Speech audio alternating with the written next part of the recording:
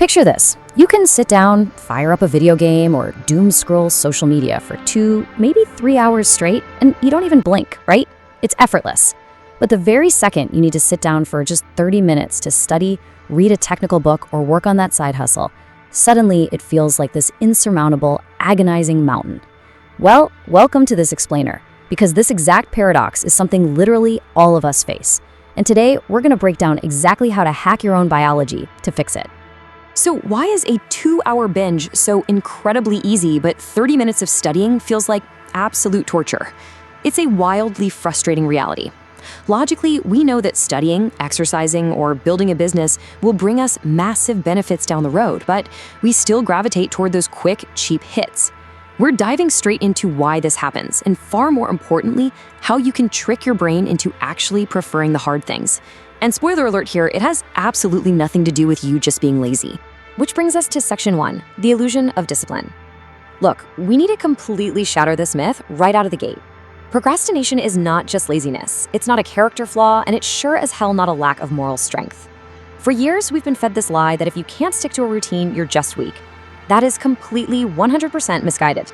Here's the truth. Your brain did not evolve to care about abstract, long-term goals like getting a shiny degree or building an investment portfolio.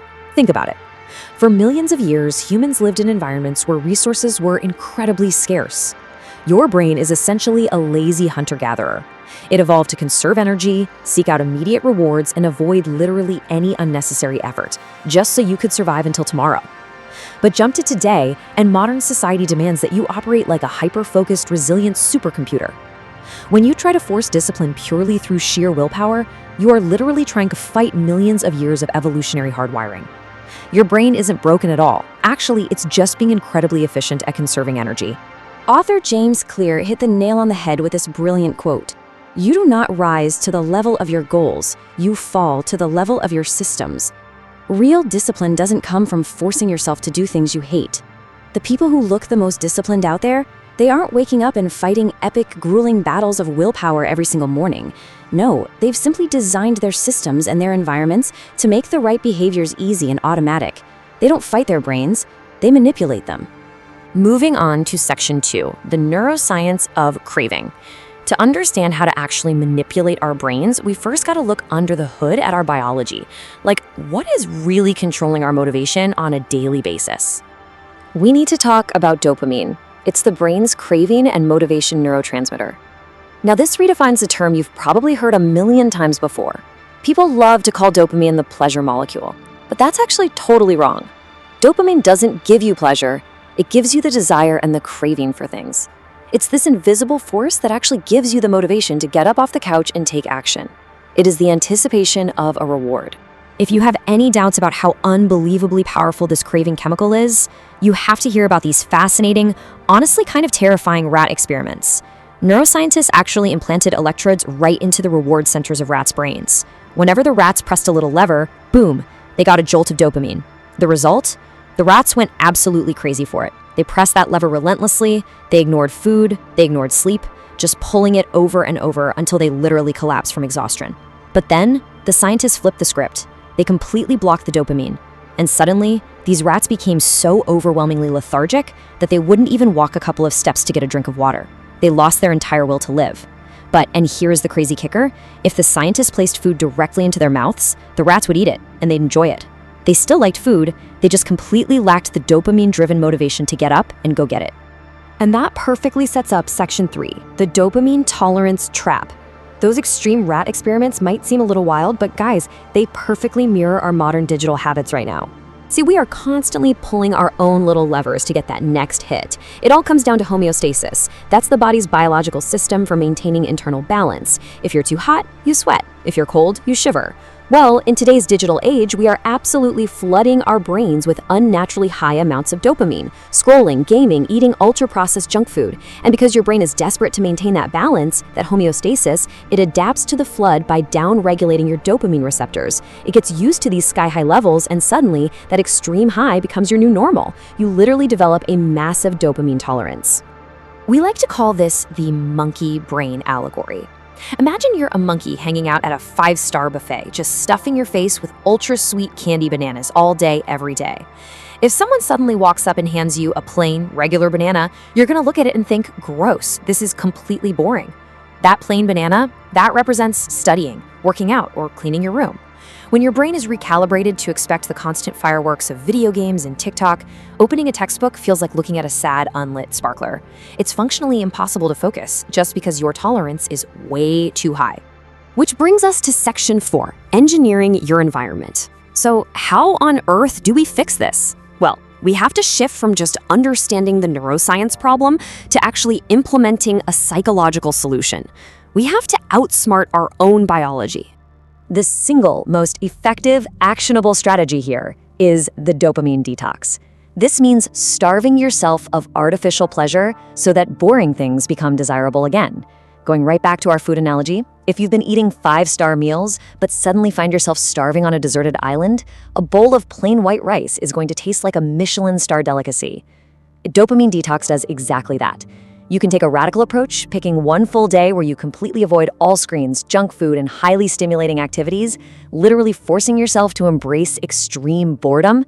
Or, you can do a lighter detox. Just pick one day a week to completely abstain from whatever your absolute worst high dopamine habit is.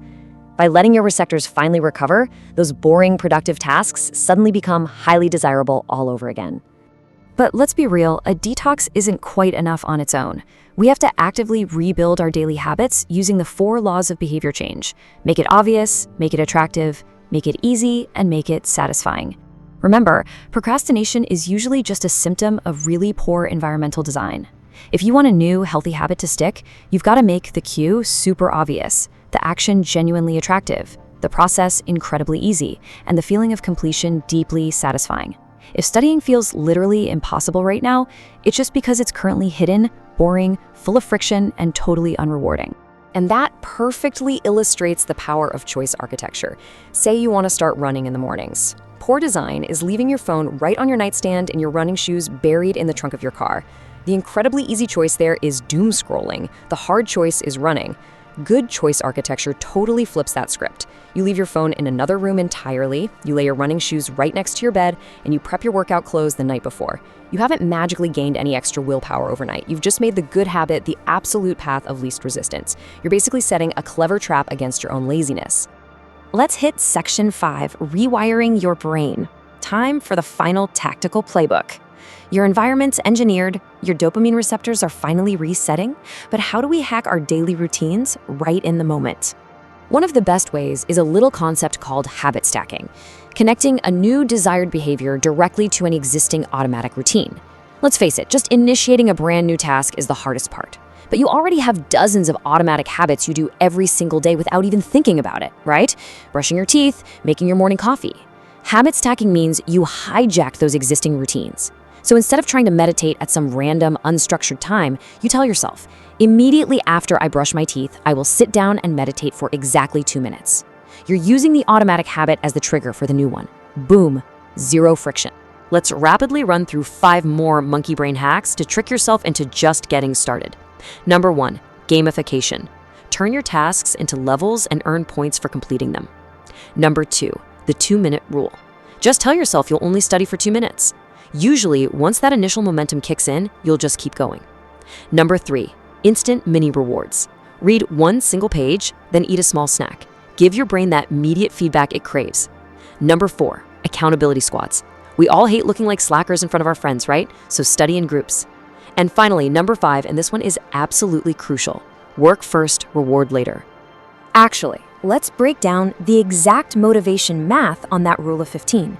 If you indulge in high dopamine activities first thing, your motivation to do any actual work just completely plummets. You have to use your vices as leverage. So what's the golden ratio? You reward yourself with 15 minutes of high dopamine activity, like scrolling TikTok or gaming, for every 1 hour of hard, low dopamine work you actually complete. That means if you pull off 8 hours of deep work, you earn 2 solid, entirely guilt-free hours of fun. But, and this is a big but, it strictly, unconditionally only happens after the work is done. Ultimately, all of these hacks lead to a much, much deeper transformation. Like this quote says, "Discipline is not an end. It is a reflection of who you believe you are. When you set up your environment, when you use habit stacking, and you actually sit down and do the work, you stop seeing yourself as a lazy person. Every single time you execute a difficult task, even if it's literally just for 2 minutes, you are casting a powerful vote for a brand new identity. You start to genuinely believe you are a disciplined person. And once that identity shifts, your long-term behaviors will permanently align with who you believe you are. So, which bananas will you choose today? Look, we are all chasing dopamine. That's just basic human biology. But you are the architect of your own mind. You get to decide where your dopamine actually comes from. Are you going to keep gorging on those cheap artificial candy bananas that just leave you feeling lethargic and unfulfilled? Or are you going to reset your brain, lean into doing the hard things, and chase the rewards of real long-term growth? The choice is entirely yours. Thanks so much for joining me on this explainer, and I really hope this helps you build a system that finally works for you.